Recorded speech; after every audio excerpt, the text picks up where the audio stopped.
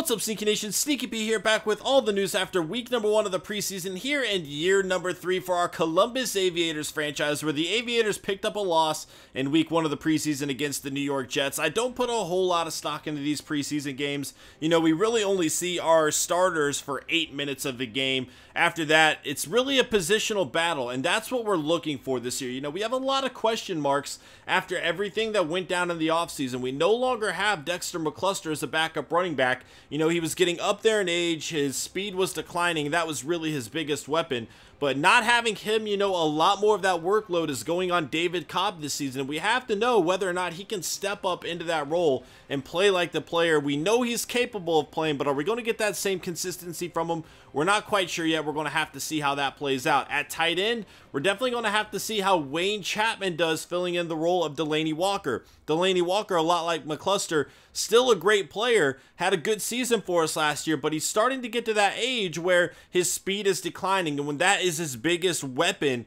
as an offensive player and he starts to lose that, you know, it's time to move on. So we made the move to go with second-year pro Wayne Chapman. And, you know, he's got some big shoes to fill. Even Jokel behind him has to fill Wayne Chapman's shoes, who did great in that second tight end spot last year. So we have a lot of questions on offense. Defensively, I definitely feel like our team's a lot more solid here. We have a lot of the same players. Now, that could be a bad thing, as we gave up a lot of big plays and a lot of big yards last season, and that definitely has to change. We brought in Prince Amukamara, who's definitely an upgrade as our second corner. Now we have good shutdown man corners at both spots. But our secondary, you know, Marqueston Huff made a lot of big plays, but he blew coverage quite a few times as well. And then Stafford, despite being our starter right now, he's not really going to play in the preseason. We know what we have with him. We feel pretty comfortable there. So we're really kind of seeing a battle between Searcy and Walker. And if one of them can step up and start really making some big-time plays, at that point they might be able to challenge Stafford. Right now, that spot is his. Overall, though, the starters over here are mostly set. We just kind of need to see which players are going to step up and prove to be, you know, contributors for this team. Daquan Jones, not on the hot seat, but we did draft Knight at this spot. Now, Knight had a good SWAT early in his first preseason game. So, you know, it's going to be interesting to keep an eye on him as well as we move forward. Overall, though, we don't have a whole lot to go over right now. You know, we're still pretty early in the preseason. Things are just going to have to change. We can briefly look at the transactions, see where Star Lotulelei went, a big-time player. Allen Hurns is going to the Bengals. That's a big-time free agent pickup as well. And the Bengals also getting Star Lotulelei, so the Bengals adding some good players to their team. Demetrius McCray was a free agent, and I had no idea, or you guys know I would have signed him. I have to stay true to my App State players, man. I have to. You know, he might not have gotten a whole lot of time with us, but I definitely would have wanted to give him at least a spot to earn, a chance to earn a spot on our roster. But he is going to the Jets, so that's a pretty good pickup there for them.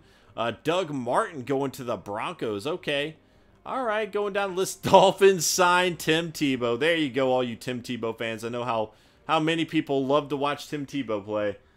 So now you're just going to see other teams filling out their roster. Antrell Roll going to the Bills over here. Okay. So interesting players nonetheless, but not a whole lot. Well, Tyrod Taylor going to the Rams. Okay.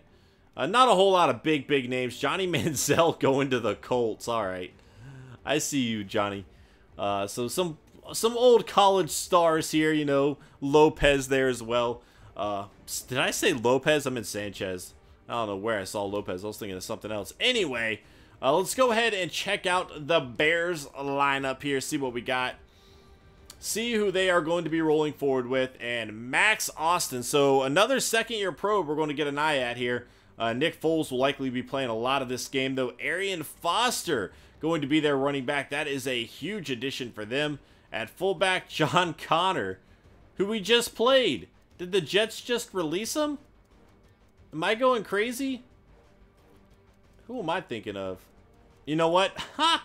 I'm thinking of something else entirely. Never mind. Scratch that. I'm thinking of another franchise mode.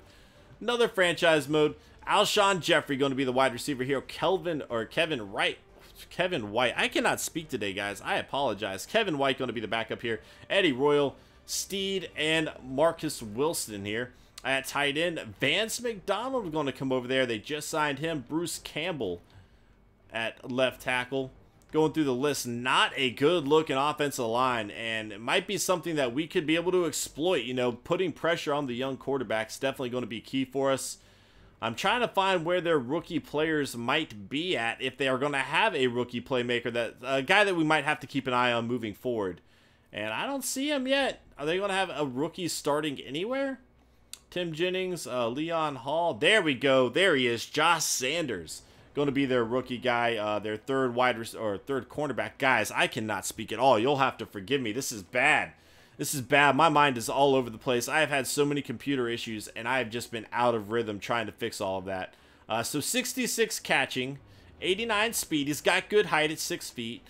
Let's see what his coverage skills are. Oh, I already passed that, didn't I? So here's a rookie that we're going to have to keep an eye on as this series progresses. 85 man, 87 zone, pretty solid. In fact, he's the second best man corner on the team there. Zone coverage is a little bit lower, but again, you know, it depends what defense they run. If they run more man, you know, he's definitely a solid option. Eric Reed, a guy that we contemplated signing. We almost did had we not decided to draft a free safety. Ended up signing with the Bears, so it's going to be interesting to see how he plays against us after we took our offer back. Sean Williams is going to be the strong safety over there. Robbie Gould, the veteran kicker. Pat O'Donnell going to be the punter there. Eddie Royal and Centennial Woods going to be the returners. And so they signed Arian Foster because Centennial Woods was actually a pretty solid option, I thought, for him. But apparently they're just going to move on without him. He's going to be fourth string way down there, even though he's shown a lot of promise from what we saw. Anyway, that is going to be it for this episode, guys. I hope you enjoyed. If you did, please smash that like button. Again, please forgive me for the few little mishaps that I had throughout this news video. It's the preseason for me too, guys. It's preseason for me too. Thanks for watching. Hit that like button if you enjoyed, and I will see you guys in week 2 of the preseason as we take on the Chicago Bears. Later.